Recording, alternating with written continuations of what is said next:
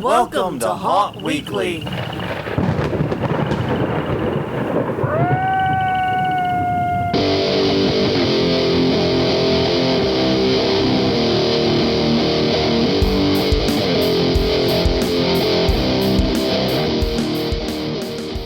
Hello, everyone. I'm Jonathan. I'm Crystal. And this is Haunt Weekly, a weekly podcast for the haunted attraction haunted entertainment community. Whether you're an actor, owner, or just plain aficionado, we aim to be a podcast for you. And we come to you this week in the midst of the storm raging outside. You can hear it. Woo! Okay, I tried. No, you can't. Yes, we come to you this week under threat of a hurricane. Fine, we'll be more accurate about what's going on. We'll talk more about the hurricane stuff in a minute. But we're coming to you live. And so, real fast, though the weather outside is actually quite lovely right now. Yeah. It can change in a moment's notice. We've noticed this happened once already. We've been hit by one squall. Right. It can happen in a moment's notice. If we lose internet or power or anything, we will continue the recording. We have fresh batteries in this. We have charged laptops, and we can finish the show just fine without electricity or internet, amazingly. So we will finish the show, but unfortunately the live stream will be interrupted, and that'll just be that. Yep. But pick up the recorded version. You can do that on multiple locations. That includes Facebook. We're Haunt Weekly on Facebook. We're Haunt Weekly on Twitter. YouTube.com/Haunt Weekly is our YouTube channel. We're also on iTunes, Google Play, and Stitcher, and also at hauntweekly.com. Basically, you can get this podcast in lots of places. So do whichever is most convenient to you. However, if you do check out hauntweekly.com, check out the COVID-19 page. It's right at the top of the site. Basically, that's a big collection of links there. Everything from opening your haunt safely information to just stuff to do while you ain't got stuff to do. Mm-hmm. Some haunty and spooky stuff to check out. And as always, do join us Sundays at 8 p.m. right here on our Facebook. Once again, Haunt Weekly on Facebook. As we do these podcasts live, we have an interactive chat, once again, run by the wonderful Crystal, who does an amazing job. And you can answer the question of the week live. You can chat with other Haunt Weekly listeners. Yeah. You can meet the other weirdos that like hearing us talk for an hour. Yeah. Maybe not well advised. Let's be honest. Well, you can make a list of people to avoid. That's true. Good intel. Yeah. Couldn't tell there. Yes, indeed. So do free to join us. All right. As I mentioned at the top of the show, we are under a wee bit of a hurricane situation right now. Yesterday, things looked super bleak. Mm-hmm. Right. It looked like basically Marco and Laura was going to be like an uppercut from Marco and a hook from Laura. No, I'm sorry. A hook from Marco and an uppercut from Laura. Yeah. Like just 2 days apart. Right. And it was, and then like with the questions about the intensity of Laura, we're like, oh, we are fuckered. Yeah. We were feeling, because we couldn't evacuate even if we really wanted to. Right. Because we didn't have time to get out before the first hurricane. And in the middle of one hurricane is a bad time to evacuate for the next hurricane. It is. I have spoken with experts. Yeah. So once again, we may lose power. We may lose internet. If we do, I'm sorry, live stream. You're just going to have to sit this one out. But we will continue recording here. We are well set up for that. And we will have it hopefully up at the normal time Monday. Now, that is the other thing.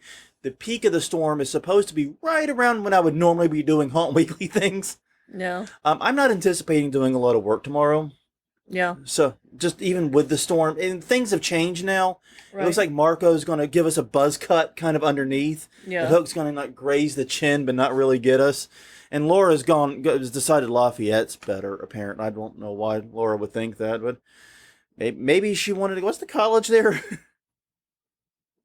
There's a college. There's a college town. I always forget what college it is. Something Tech. Some Tech. Whatever the school there is, maybe she wants to go to that school. So she's going out that way toward the Lake Charles and Lafayette area. So it looks like we're going to avoid the brunt of either storm. Mm-hmm. And in fact, it looks like it's going to be more the Lake Charles and Beaumont area that's going to get the brunt of it. But still, probably not going to be doing too much work tomorrow. Anxiety, if nothing else, and just watching things. Yeah. My work expects me to do stuff tomorrow. Yeah, I didn't say I'm not going to work. I said I'm not going to be super effective. Yeah. But I will get Haunt Weekly done one way or the other. So, and if it does, but if some kind of situation shift for the worse happens, it may be late. Yeah. That's what I'm trying to get to in a very roundabout way, is it may be a little bit late. Mm-hmm. Okay, so as we've been doing, we're going to do the vendor spotlight this week. I'm excited about this one. You found this one out, Crystal. I have no idea how to say the name. Evil Jay's Creepy Closet. So it's just Evil Jay's. I think so. It's Eville, but we'll say Evil. We'll say it's Evil Jay's Creepy Closet. Unfortunately, the site does not work, but you can still look them up. Eville Jay's Creepy Closet on Facebook. Pretty trivial to find. Mm-hmm. They specialize in custom masks, and these are the latex/silicone masks. I don't know which material they use, but yeah, they post their work on their Facebook page. It looks amazing. And the product spotlight, I went through a bunch of their more recent posts, and I'm pretty sure you saw this one. Mm-hmm. They actually created a trick-or-treat bag that's a severed head. Yeah. Imagine like a really good high-quality mask, but made into a trick-or-treat bag. With handles. With handles, yeah. Little string handles you can hang. It's really messed up. Yeah. And if you get that for your kid, I guarantee you they will be the scariest trick-or-treater on the block. Yeah, but that's... Yes, they're pretty fun. We are still looking for more vendors. So if you are a small vendor or you have one that you love, please send it to us. Yes, once again, Haunt Weekly on Twitter, Haunt Weekly on Facebook. Drop us a line in all those places. We would love to find vendors that you guys want us to push on this podcast and hopefully throw a tiny Scotia business their way. Yeah, exactly. Oh, this brings us to the question of the week. Last week, it was... What is something that you wish people outside of haunting understood about haunting? Right. And we had a lot of great answers last week. It was a really tough one, but as interesting as it is, I think the winner came at the last second. Yeah, like last night. Like late last night. We'd already begun drafting show notes. I think we'd already even picked someone, not saying who it is. Yeah. Don't want them to get mad. But we loved this answer so much. Mm-hmm. It was from Tallulah Crick Dinwiddie, sorry. Dinwiddie. My font is weird. The I's and the L's are a bit weird. Dinwiddie. And what they said was, it's not about blood and guts. Right. Honestly, I wish a lot of people in the haunt industry knew this one too. There are some people that definitely think it's all about being as gory and as horrifying as you can be. And that is not the case. But the point they were making was, this is not about blood and guts. It's about interactive theater. It's about, engaging and startling patrons. It doesn't have to be super gory to be effective. Right, exactly. And that's absolutely true. I mean, I think it's possible, maybe even easy, to have a completely G-rated haunted attraction and still be very scary and very effective. I think it's entirely possible. And then if you think about it, that's what a lot of so-called clown haunts are. Yeah. They don't feature a lot of blood and guts. They just feature a lot of creepy-looking clowns and carrying weird, scary weapons. Yeah, that's very true. Maybe not G, because I don't think you could even have weapons in G, but you definitely PG wouldn't be that difficult. Yeah, PG-13.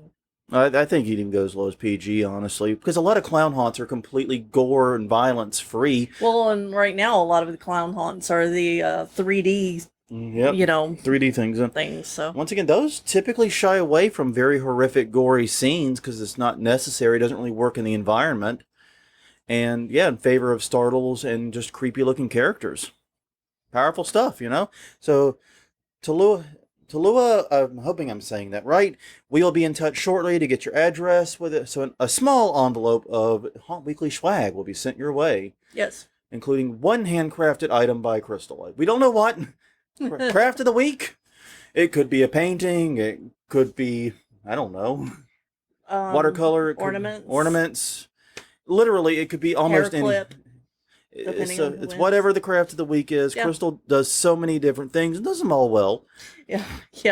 Yes, you like to tease about how I pick up crafts very easily. But you do. You pick them up easily and do well at them. Yeah. And I think part of that's because you have done so many crafts, your skills from one transfer to the other pretty neatly. Yeah. So that's just my personal take on it. And Tallulah said you got it right. Oh, I never get it right. I butcher names for a living. Yeah. I butcher city names. I butcher people names. I butcher county names. I butcher state names sometimes. Arkansas. Sitting there with that double A-S at the end, acting like that spells Saul. I'm on to you. I'm on to you. Lion State.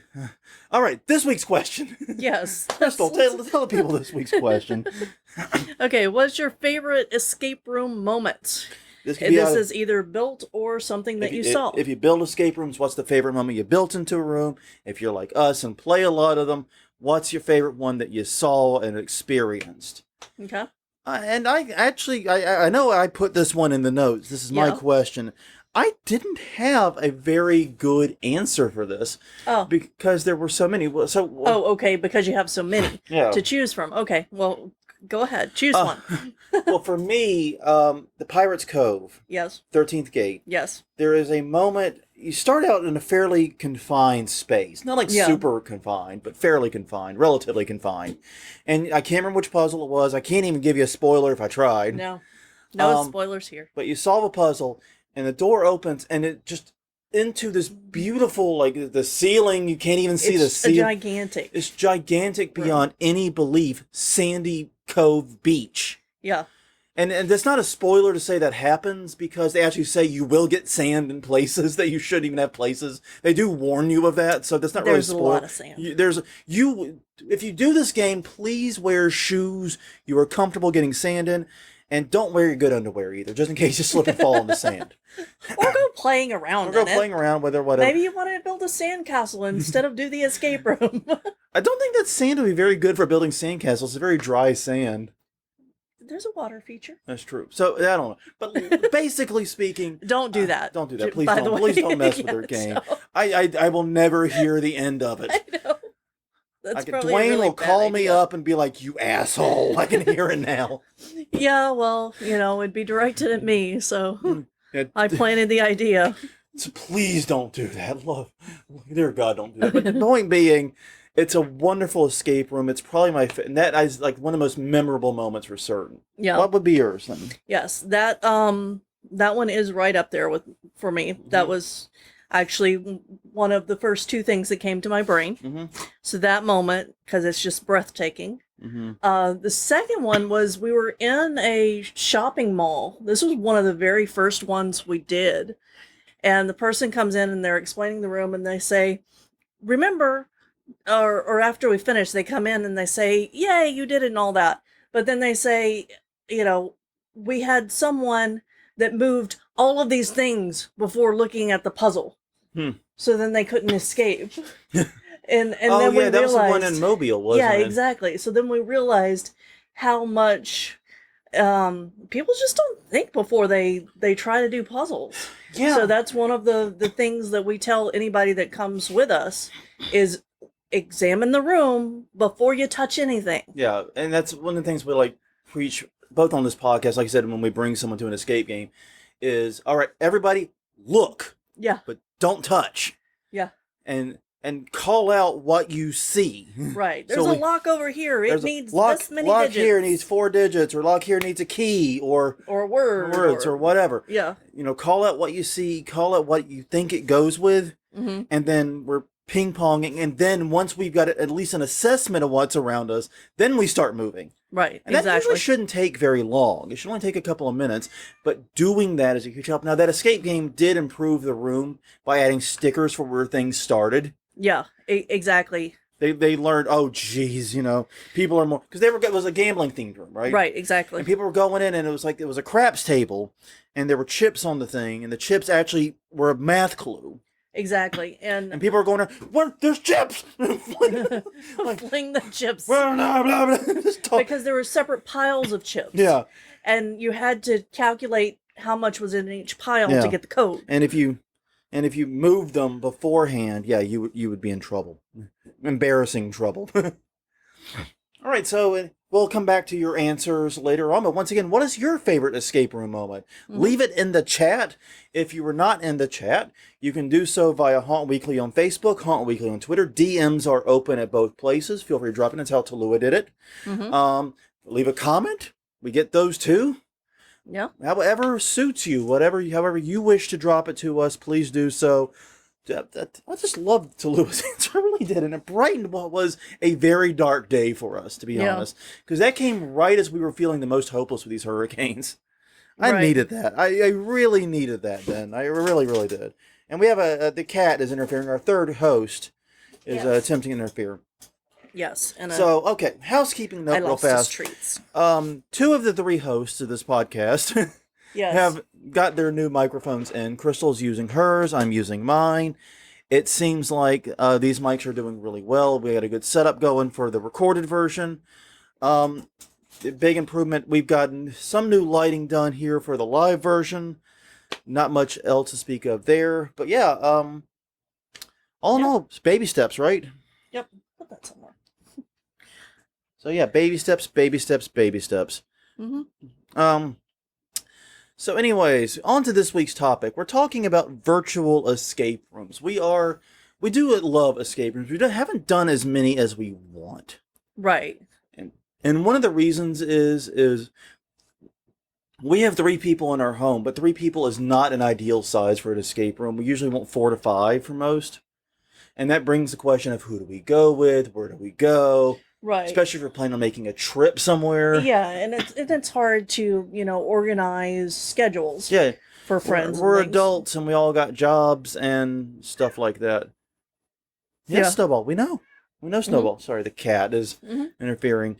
But look, COVID-19 has been really rough on escape rooms, and it's easy to see why. This is a pandemic that is primarily spread in close, air-conditioned spaces when you are surrounded by other people for an extended period of time.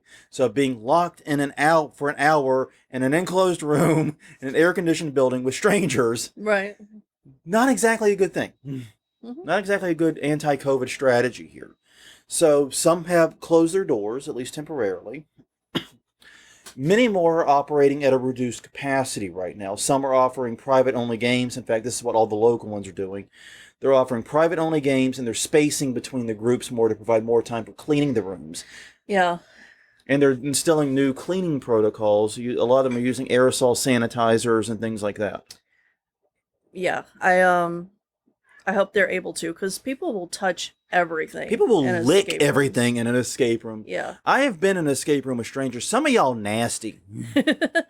Some of y'all just straight fire nasty. Yeah. You know what I'm talking about.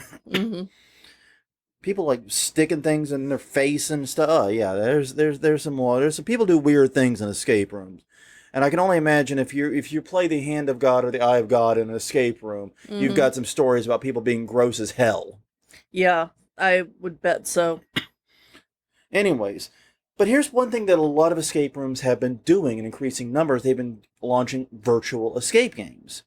Either creating or building new virtual escape games, or they've been operating their existing games in a virtual fashion. We're going to talk a little bit about both. And basically, we really want to talk about the idea of going virtual for an escape room. We've done a pretty good number of these rooms. Right. And long story short, too late, we basically have a lot of experience.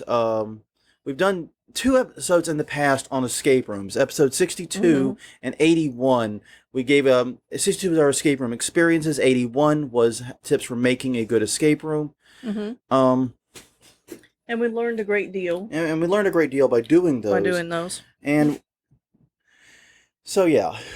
We're going to talk about the idea of virtual online escape rooms. And one of the things I find most interesting about it is this is really a return to the roots of the genre. For a lot of us who are old-timers, especially on the interwebs, you may remember that much of what we think of as an escape room started as video games. Now, and a lot of that actually harkens all the way back to the adventure games, like the 80s and 90s Sierra-style adventure games. Think King's Quest, Space Quest, Leisure Suit Larry. I was about to say, do they all have the quest in the name? I was trying to think of one that didn't have a quest, and I literally landed on Leisure Suit Larry, because I'm apparently a terrible human being that failed in just about every single way possible. Yeah.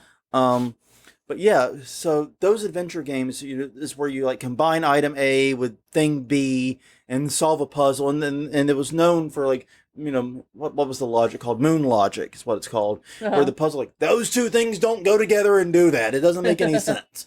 It's moon logic, and a lot of games did suffer from a heavy dose of moon logic. And when people started building flash games online, in particular, one of the first genres they ported over was that style of adventure game, because that has always been a popular type of game for amateur programmers. They Right. would do the text adventures first, and then as they got access to Flash and that way to distribute and make games, they brought the visual style too. And one of the popular ones was the Escape Room. It was an adventure game with a confined setting that you could build fairly easily. Yeah. Um, Yeah, and we've played quite a few of these Yeah. before. Oh, yeah.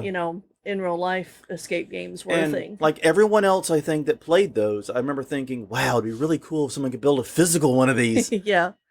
Yeah. I really Only want a if real. you had only if we had had the resources to make that happen when you thought of it. I am sure that I am among like a million other people in that exact position. I thought of it, I had the idea, but not the ability or the will to go through with it. Yeah. Exactly. I'm very sure I am not alone with that. Mm-mm. Um, but yeah, basically like the late 90s to early 2000s is when it really took off online. There was a game called in 2001 called Escape the Room. Right, exactly. And then the very first physical escape game appeared in 2003. Escape the Room is where the name Escape Room actually seems to come from. Best Yeah. indication we have. Well, and that makes sense. And Escape the Room, we both played it. Yep. And it's very much like an What we think of as an escape room, yeah. Exactly. So it's solve tiny puzzles to get from room to room. Or to get from item to item and unlock and make progress. Mm-hmm. Yeah. But that being said, there were physical games that had similar elements to escape rooms, scavenger hunts, interactive theater, including haunted houses, as well as various contests and puzzles, all made use of elements that we think of in the escape room business today. Like, for example, I remember there were contests on like chips and so forth, where you would have to solve a small puzzle to enter. Right, exactly. Things like that were popular. So, after doing a fair amount of looking into this, there seems to be three types of virtual escape rooms. The first is a physical escape room with virtual players, basically. Yeah. Players use Zoom or another video chat feature to order their totem around, is what it's usually called. This and for those that watch Star Trek Picard, you have an idea of why it's called totem. Mm-hmm. It's a substitute for the human. That person basically acts in your stead. They are alone in that room. They do the bidding of your group and basically try to complete that escape room. Yeah. So, every time you're in an escape room and you try something stupid, this person's now having to try that stupid thing you thought of. And they knowing that it's not right. Yeah. Or anywhere close to right. Yeah. And I could not imagine the frustration of being that person. No, I'm sure that they're judging from some of the people we've played with that we didn't know. I'm sure that they just want to go, that's not it. Yeah. They're yelling on the inside and dying just a little bit each time you suggest something royally stupid. Right, exactly. Which, I mean, doing stupid things is part of the fun of an escape room. Well, how would you, keep yourself from rolling your eyes or sighing or anything like that? Yeah. I don't know. I do not envy those people that have that job. No. These rooms are typically more expensive. They're often charged either per player or for a higher flat fee, usually above $50. Mm-hmm. Most of the ones I've seen have been like $55 to $75. Right. They have to be scheduled and booked just like a regular escape room. You got to make sure the room's empty, the person's available, all that good stuff. And look, we've not done this type of experience. Between the cost, I have a weird discomfort over telling someone who knows the room what to do. My temptation would be like, I listen to experts, hey, just solve the room and let us watch. Would be my temptation. But I know that's not how you play the game. Right. And I don't know. And also, it's a little embarrassing. Mm-hmm. It's like I said, if you come up with all these stupid ideas, and I don't know. It just did not seem like fun, especially for the No, cost. The exactly. second are self-contained online escape rooms. These try to create whole online experiences that are self-contained to the site. They use images, video, audio, other things to indicate puzzles, indicate what's going on, and they pretty much always involve multiple pages. Um, the way that they've all worked that we have seen is they give you the clues or the information, and then at the bottom of it, you have to input a code that you've extracted somehow from the stuff at the top. Like I said, it could be videos, it could be images, it could be audio files, it could be anything. Yeah, It's a multimedia experience, folks. it is. And you extract the clue, and you type it in, and then you proceed to the next page, and then to the next page, and to the next page, Right. and so on until you complete it. These are actually participants in these can play in the same room, which is what we've done. We've all sat there, the three of us, with our laptop, tickety tick tick tick tick tick tick, Yeah. working on these, and chatting back and forth, and just yelling out what we see or observe or think, and scratching down notes and things like that. But you can also do it via video chat, via Zoom, Facebook Room, or whatever floats your boat. Right. And it does feel like an escape room. Yes. It actually does feeling- tickle a lot of the same ivories in a very weird Exactly. way. It's tough to explain. It shouldn't, but it does, because you're collaborating, you're communicating, you're working together to solve a puzzle, and basically it uses a lot of the same mental faculties. It's just not in you're just not in the physical space. You're not in the meat space part of it. Right. You're doing the puzzle solving, the collaboration part of it. One great thing about these is they are usually one flat fee per group. And it's usually pretty cheap. Most of the ones we've encountered are between $10 and $20 for a group.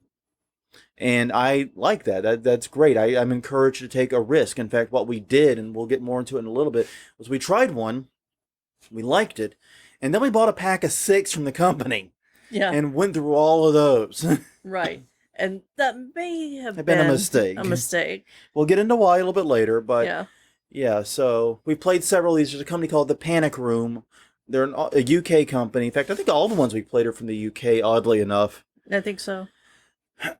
But yeah, it was very interesting. We'll get more into the details later on. And then there's basically what amounts to online scavenger hunts. Right. These are ones where you are going to seek the information away from where you're at. You're going to have to do some Googling. It encourages Googling instead of discouraging it. The puzzles all require information from external sites. These are often free or are very, very low cost. And the reason is because they don't have to create very much locally, just the puzzles and lay it out in a text format. Make it pretty, but lay it out. And all the actual information you need is elsewhere, or most of the information at the very least. Many teachers are actually doing these for virtual classrooms. This became very popular right after COVID hit and kids went online. Teachers started creating these using Google Forms and whatnot as a means of keeping kids engaged, but also encouraging them to go get the required information. And we did play one of these from Durham Room Escape. Durham is in England. And I'm going to be honest, we were going to do the other free one they have, but we nearly ate our way through a wall while trying to do the first one. And decided we were not drunk enough or sober enough. I'm not sure which. The levels were off. Alcohol level, frustration, it was off with the frustration levels. Yeah, exactly. We weren't going to do it. No. So here, the advantages and disadvantages of each type. The advantage, physical ones, the advantages. It's the closest to a real world escape room. It is. Because it is. Yeah. I mean, you just have somebody else doing the physical part, but you still have to think of all the things that they can do. You use your existing physical escape room.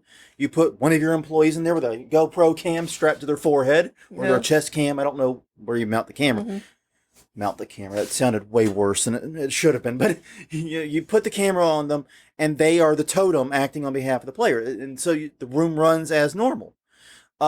It's also the most familiar for avid escape game players. If you're one of those people that's done hundreds of escape games, I think we're like at 50 or so. Yeah. So we got a lot, but not as many as some of the real fans out there. I know. This is something we're very familiar and comfortable with.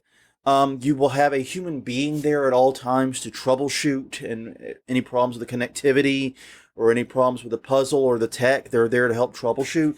Mm-hmm. And it's, like I said, it's the easiest thing for an existing escape room to implement. You've got employees, you buy a GoPro camera, Yeah, get a good wireless connection, you're already in business.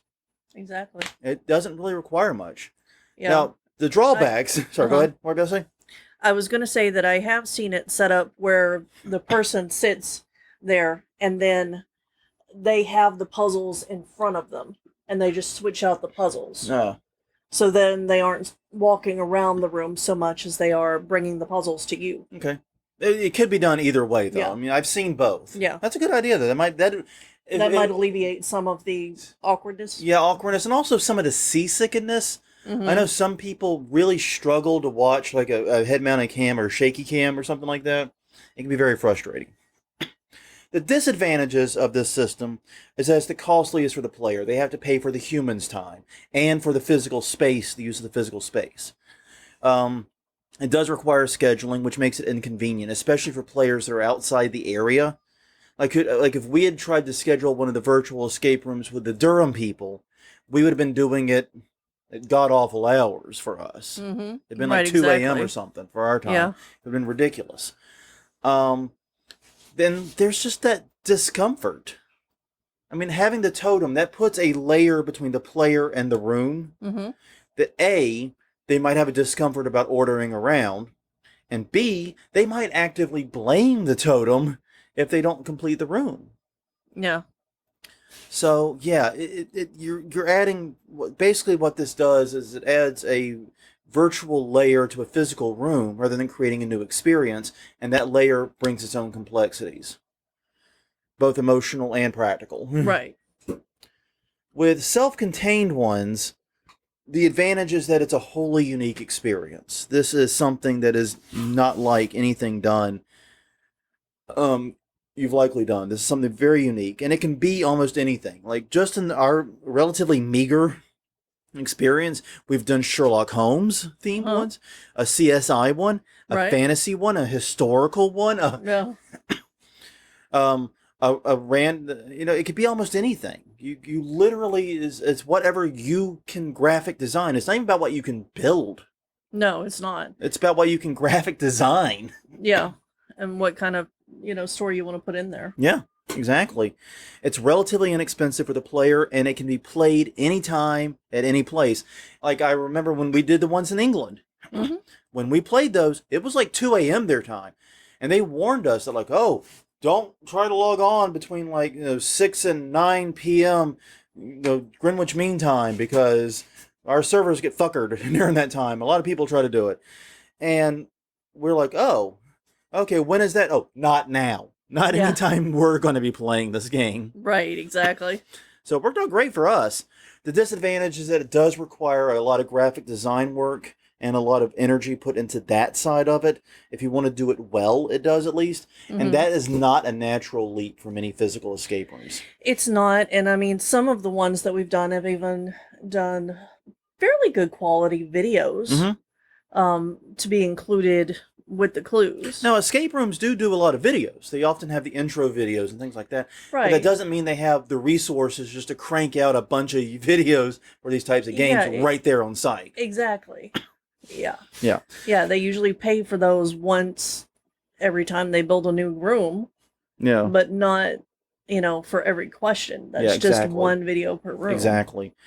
And whether they make it or pay for it, it's not something that they're just used to cranking out. Mm-hmm. There is the potential for piracy. Yeah. You have to be thinking about how you're going to restrict people from sharing passwords and things like that. And depending upon the game, it may require a lot of server resources, especially if you're hosting your own video, which you may want to do. You may want to do that because people who don't have YouTube Premium could be inundated with ads in a video-intensive game. Right. So you have to be thinking about that. Yeah, because that would throw off your rhythm and your time. Rhythm, yeah. Yeah, what if I spend 45 minutes in a game, but 10 minutes of it's watching YouTube ads because I'm trying to watch these short clip videos that you put in there that give me the clues. Exactly. So you may need to spend a lot on server resources. The scavenger hunt ones, the advantages, they're the easiest to create. Yeah. There's a reason teachers are doing them. They can whip them up pretty quickly. Come up with some puzzles and questions. You find some sites where they could find it. You create some clues. Mm-hmm. And bingo, bango, bungo, you got an escape room. Yeah. I think we should do one of these. Make one? Create one. Okay. We should create one for Bernie Baxter. Okay. A Bernie Baxter themed Google Form escape room. Use a Google Form. Okay. Talking about our history. I think that would be good for other haunts to try to do too, since it is the easiest. Yeah, it's very simple to do. It's as easy as a Google Form. Yeah. It can once again be played anytime, any place. Mm-hmm. It's also lighter on server resources since most of the information is elsewhere. Right. And it can be quickly changed and updated since you don't have to go and re-graphic design all the things. Yeah. You can very quickly change anything. So, yeah, that's great. The disadvantage is that it relies on outside resources, so that quickly changed element becomes kind of important.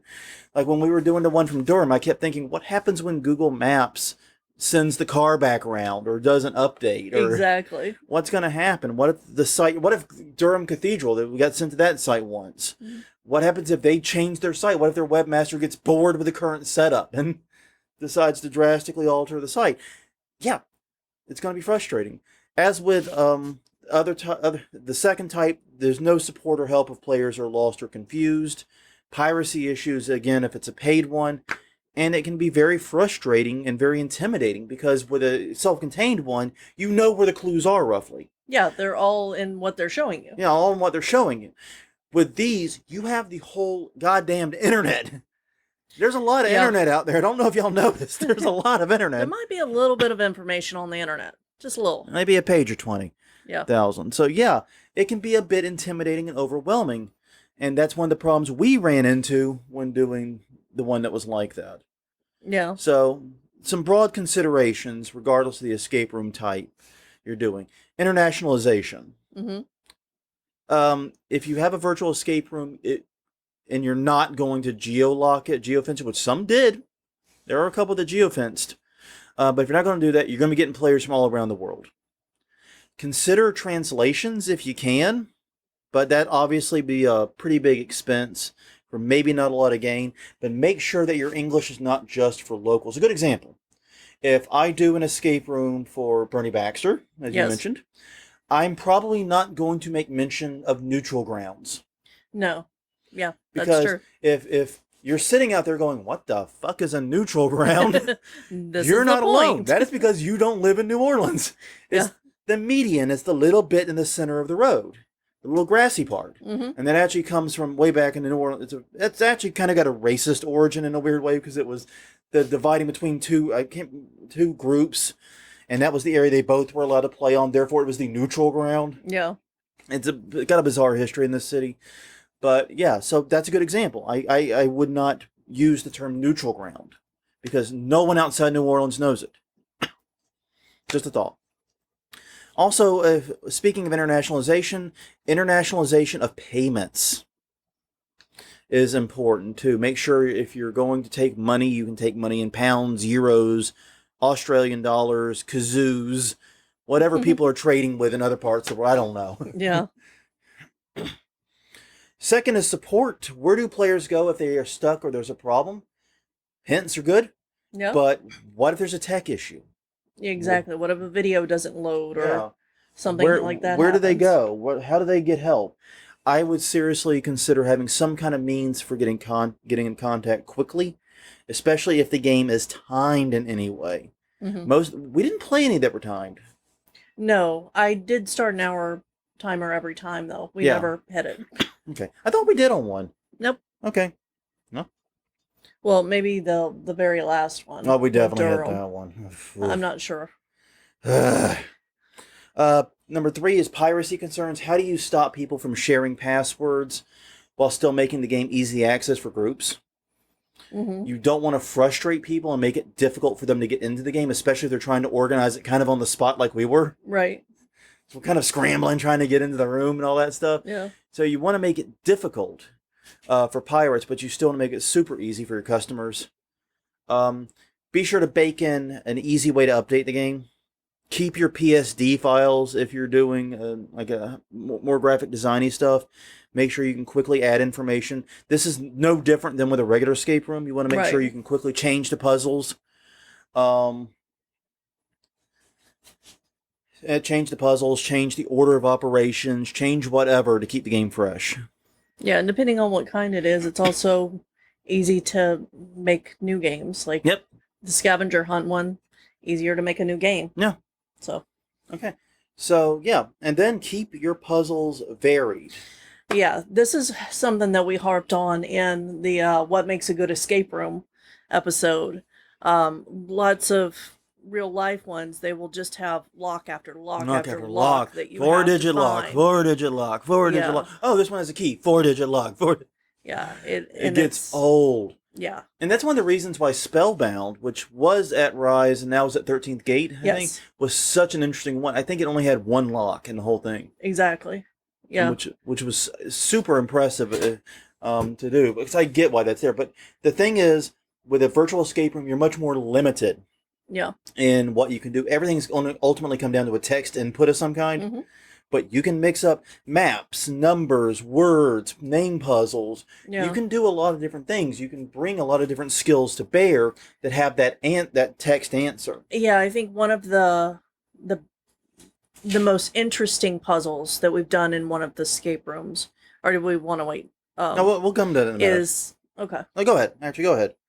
Is that we were shown pictures of people and given like a brief description, and then we had to go through each description of the person to figure out which person matched up with the clue that was given. It was like reverse Guess Who, almost. Yeah, exactly. And there's also, been some picture puzzles where you had to look at a chart with pictures on it and figure it out. Yeah, I'm still a little miffed about shape Sudoku. Yeah.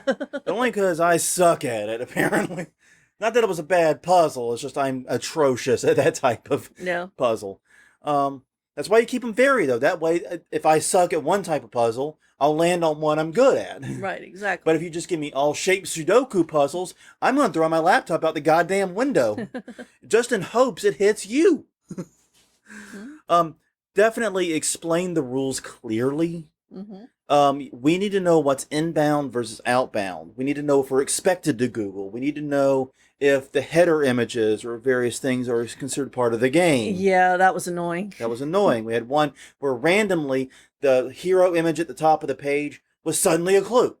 No. And it had never been before. Nope. And so we copped out and got a hint on that one. Like, did you look at the image at the top? No, we didn't. You asshole. It hadn't been anything before. Yep. So yeah, where do I look for clues and answers? Yep. And finally, remember, you're building something that can be there after COVID. This isn't some temporary thing that you're just going to toss the minute quarantine time is done. Right.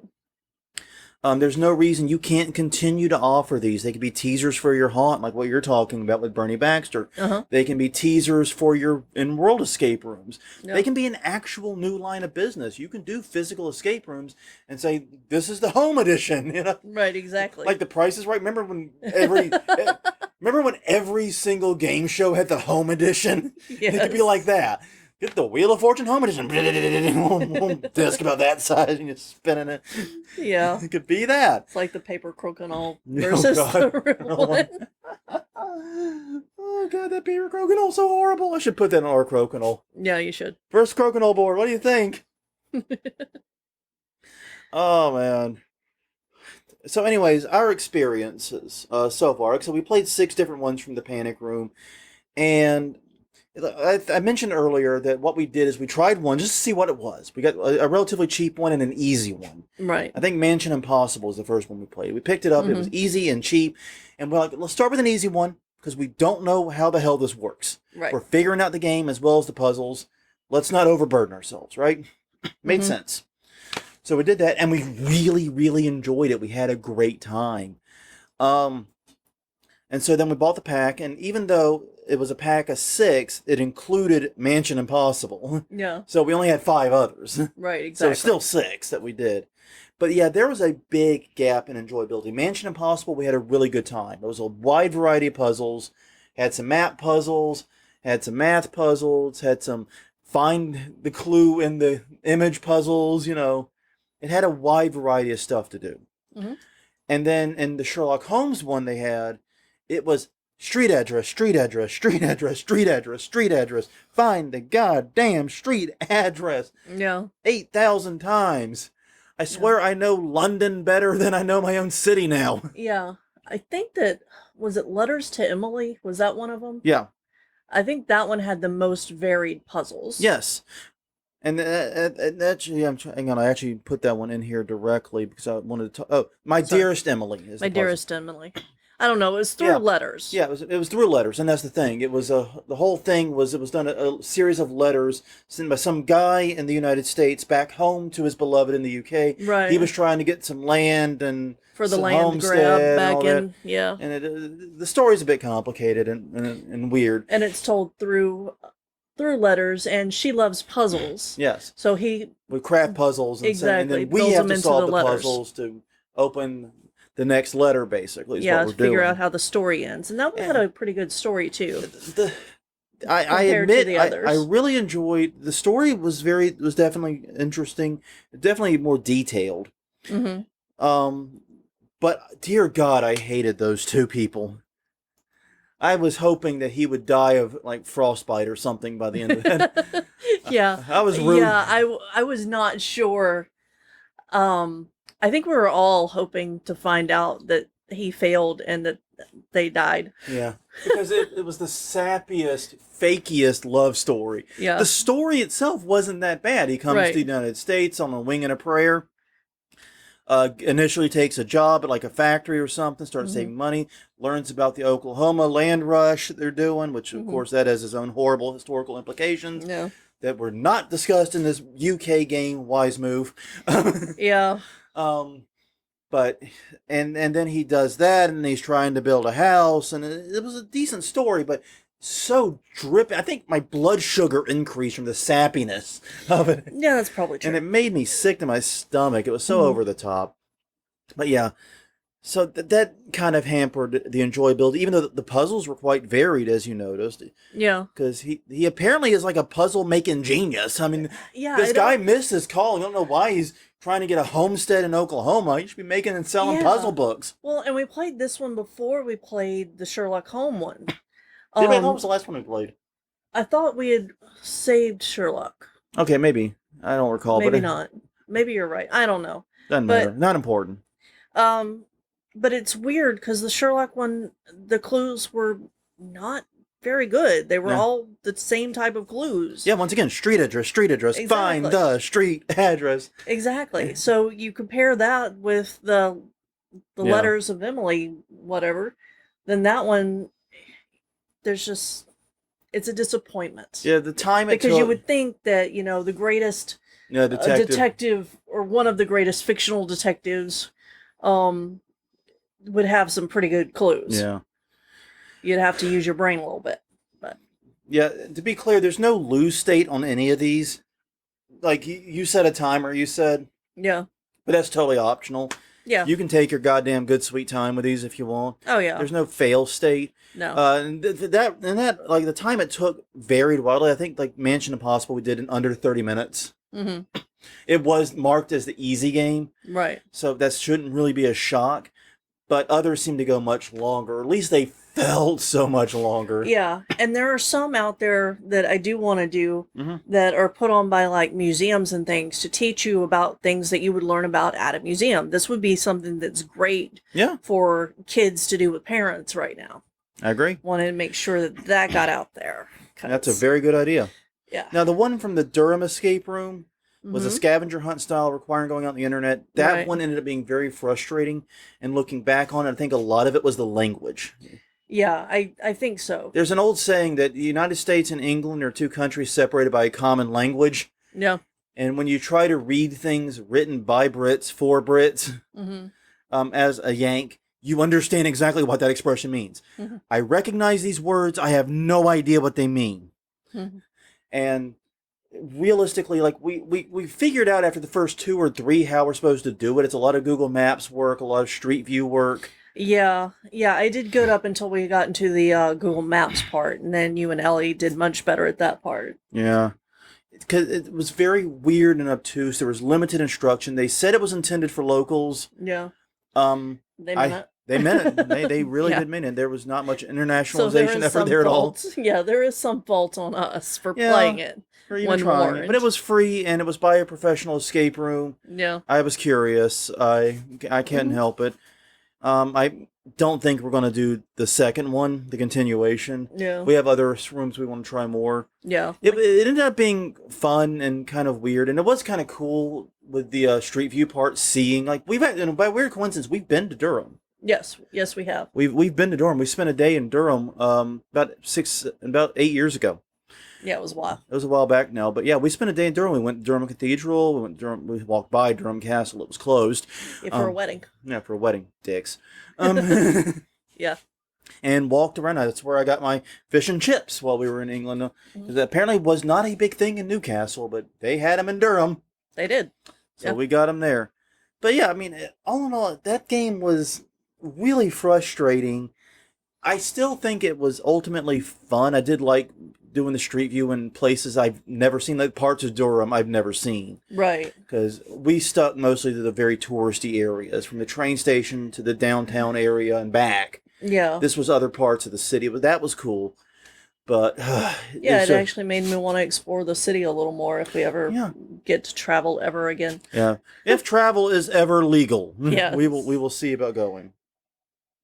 So yeah, those were our experiences. We're gonna do a few more. I think we wanted to have a few more under our belts before we recorded this, but hurricanes kind of sidetracked us a little bit. Yeah, we spent the day cleaning up the yard, making sure everything was battened down. Yeah, so we spent the day doing that, not doing the additional escape rooms we wanted to bring into this conversation. I'm sorry about that. But we're at 50 minutes anyway, so it's a good time to start wrapping up. It kind of worked out time-wise, at least. It did. All's well that ends well, as they say. So on that note, the weekly question. What have we got? Well, real quick. Oh, okay. If you've done online escape rooms and you want to share your experience with us, we would love to hear about it. If you can recommend some for us. Because we do have a group of friends we do in real-life escape rooms. With, and we'd be willing to try out some, if your haunt or your escape room that you work at has one you want us to try, maybe help out with and give feedback on, would love to do it. Yeah, and we've been beta testers before. We've been such guinea pigs. Yeah. Once or twice, I think we were alpha testers, if we're being honest with each other. Maybe. I think we were a little more than beta testing some of those. All right, so the question of the week. All right. Was what is your favorite escape room moment, either that you've built or that you observed or experienced? So from Boston Petite, favorite moment in an escape room: the entrance to a room where we were put into a military truck type interior and shuttled to a frozen over zombie base. Ooh. It was one of the coolest immersive intros to a room he's ever seen. That's tight. Yeah. That sounds way more interesting than the zombie paintball escape combo we did. Hey, that's way too many things in one combo. It is. But he also builds escape rooms. Oh.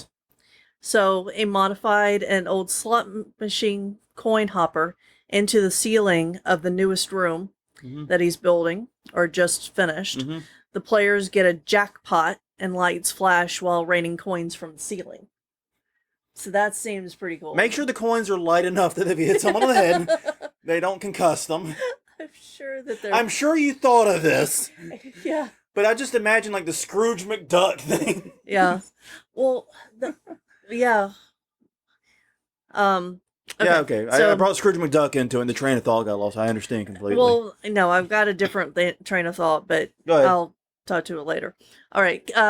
We have the Belaskis with us, Kevin and Bonnie. Hey. Bonnie said being chased around for half hour as a decoy for the team in Aurora. Yeah, we did that at one in Texas for Halloween Home Fest. We both did that with a zombie escape room, not zombie paintball escape room. That's right. Different. Yeah, I sang with the zombie. And then Kevin's was watching the intro video in a prep room, then realizing once the video was over, the clock started to open the door to the main room in Chicago. Oh, that's interesting. All right. We've got two more. Oh, good. Busy week with the question of the week. I like Only it. four. Tim Fowler, Escape Hotel in Hollywood is pretty fun. They have a bunch of different rooms and they change them up pretty frequently. And Chris Gay, Hi, Chris. there was a Promo Purge Anarchy escape room in New York City years ago. They had an actress inside who you rescue and bring along, but she ends up having Stockholm Syndrome and is both helping and hindering along the way. Thought it was a neat concept. That is neat, because we've seen several zombie ones where you have like a zombie in there, and you've either got to escape the room before the zombie is free or avoid the zombie as the chain gets longer. Right. We've seen that. We've also heard of ones that do this type of thing where you've got someone who you think is helping you, but... It may be initially helping you even. But then they don't, And that's to help with the timing of the room to make sure you don't get out too fast. Yeah, and that's a good point, because we've had a couple of escape rooms. We've actually broken records at a couple of escape rooms. Yeah. One week it was 45-minute room. We got out in 22 minutes, which is just way too early. Yeah. And so yeah, but something there like someone hindering you. Yeah. Could have actually been very useful. It could have. And that to help push back the timing, help us get that extra 10 minutes of time that we, you know what I mean? Because the goal of an escape room is always to win, but to win at the last possible second. You know? Mm-hmm. That's the best way to win. That's the most satisfying victories. And I guess my other moment, I would say, if I were going to add another to it, would be that time we were at 13th Gate Escape. I think it was the serial killer. Uh-huh.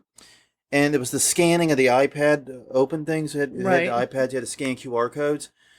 And we're like 10 seconds to go. The last QR code appears. I like rip the iPad out or grab it in Ellie's hand because she was struggling to aim it. I'm like, ah! Aim! Aim! I'm sitting there like... Yeah, if like we had turning lost purple. that room because it had aimed... If I had lost that because the iPad camera wasn't... oh my God. So keep that in mind if you're building these. Yeah, I don't know if I'd ever done another escape room. Yeah. Don't know if I'd been allowed in another escape room after. Oh, man, but thank you. Those are some great answers. We got a lot to ponder. Mm-hmm. Well, on that note, thank you very much for spending the past hour with us as we discuss virtual escape rooms. It's been a lot of fun. We're looking forward. Maybe we'll do one tonight. Maybe. Now that it seems like internet and power situation's perfectly stable. Definitely appreciate you spending the time with us. If you want more Haunt Weekly content, you go to hauntweekly.com, Haunt Weekly on Twitter, Haunt Weekly on Facebook, youtube.com/Haunt Weekly is our YouTube channel. All the previous episodes are there. Feel free to peruse at your leisure. You can also find us at iTunes, Google Play, Stitcher, Spotify, Podnose. Find us at places. Lots of places. But until next time, I'm Jonathan. I'm Crystal. And this was Haunt Weekly episode 247, talking about virtual escape rooms. Next one's 248. That means it's time to do the news. We'll see you then.